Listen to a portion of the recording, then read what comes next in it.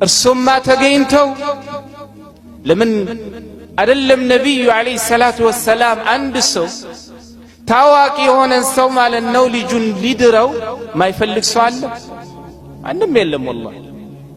ነብዩን ያገኘስ ግን ምን አሉት ነብዩ አለይሂ ሰላቱ ወሰላም ደስ ብሎ ሲያዩት ወለይሰት ሊ አይኮም ማጨው ለኔ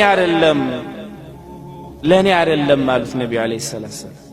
እንግዲህ ለርሱ ማለሳቸው ለነፍስ ለሳቸው ለራሳቸው ማጭ ከሆነ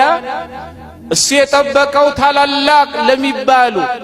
ስመጠር ለሆኑ ሰሃቦች የሚጠይቅ ነብዩ አለይሂ ሰላቱ ወሰላም ለነዛ የሚያጭ ነው የመሰለው ሰውየው ታዲያ ረሱላህ ለርሱ ማይሆን ለርሱ ካልሆነ ለማን ነው ማጨት የፈለጉት? ቃለ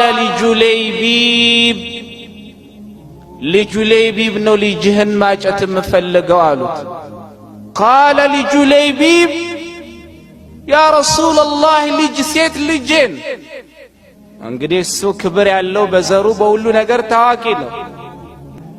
ያኒም ለማይታወቅ ቦታ ላሌለው ይሄን አይሉም ሰሃቦች ያው የሰው ልጅ አመለካከት እንደዛ ነው እንደው ለልጁሌቢብ ነው ልጅን አላቸው ኢዘን አስተሺሩ ኡማሃ እንግዲያውስ ነገሩ ከኔ በላይ ይከበደ ስለሆነ ሄጄ እናትያም እማከራታለሁ ስለዚህ የቤት ጉዳይ ውስጥ አንድ ነገር በሚመጣበት ሰዓት በተለይ በልጅ ጉዳይ አባት ብቻ አይደለም የሚወስነው አመጣ የወለደች እናትም ማለት ነው በልጇ ጉዳይና በቤቷ ጉዳይ ውስጥ ድርሻ አላት ተመካክሮ ነው የሚደረገው አላህ እንደዛ አይነት ባሎች ያደርጋል ብቻዬን አትበሉ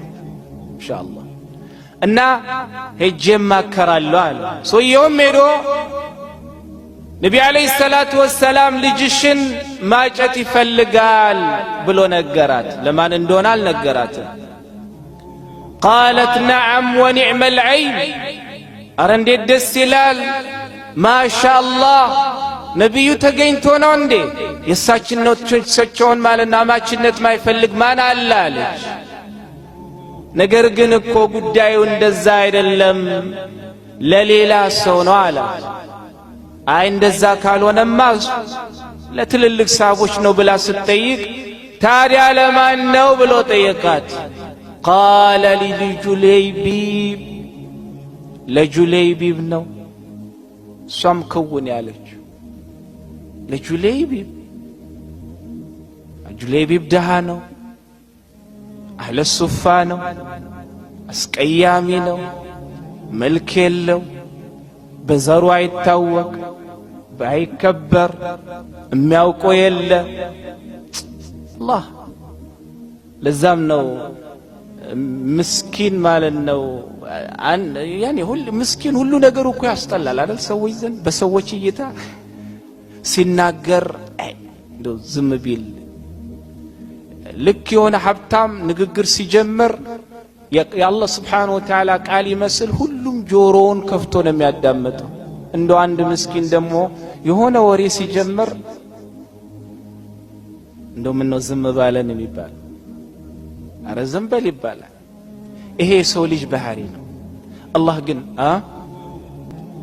ከሌለ የለህም ግን የመዕመን ባህሪ እንደዛ መሆን የለበት መሐመድ አለይሂ ሰላቱ ወሰላም ሁሉም ሰው እሳቸው እኩል ነው የኔም የናንተም ባህሪ መሆን ያለበት ያ ነው የሰው ልጅ Subhanahu Wa Ta'ala እንመጣበታለን እና